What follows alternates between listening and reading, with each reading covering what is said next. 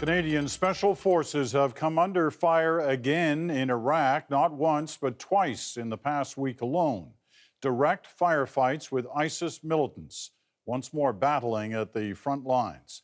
And tonight, CBC News has learned that Canadian soldiers have been in deadly ground combat with ISIS while no other coalition members have. The question is, why only Canada? The CBC's Catherine Cullen has the details for us. Catherine. Peter, the coalition fighting ISIS is made up of more than 60 countries, but coalition officials say only one country, Canada, has been involved in firefights.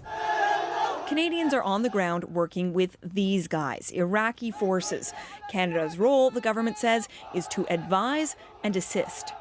There will, however, be no ground combat mission, which is explicitly ruled out in the resolution.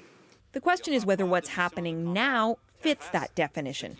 3 times in the last 2 weeks, Canadians were near the front lines when they were shot at. They were able to return fire, effectively neutralizing the threat, and again, they were acting in self-defense. Officials say it's part of the job description in a mission that's evolving. It's not clear if Canadians should expect more firefights. I don't think I would quite characterize that as the new norm, but rather as more of a bit of a state of evolution of our role in the advise and assist capacity. Evolution, he says, means going from teaching Iraqi forces how to stand their ground to now helping them with battlefield tactics. Canadian fighter jets are also involved in airstrikes, and it was revealed last week Canadians on the ground are helping identify targets. The opposition says the government hasn't been telling Canadians the truth about this mission. Is he finally willing to admit that this is indeed a combat mission?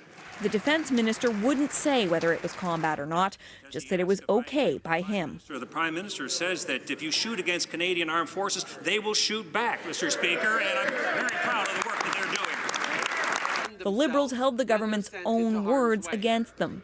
The government said our ground forces would advise and assist, but not accompany Iraqi troops. I'm not sure how you could train troops without accompanying them, Mr. Speaker. Problem is, that directly contradicts how the Prime Minister described the role months ago. It's to advise and to assist. It is not to accompany.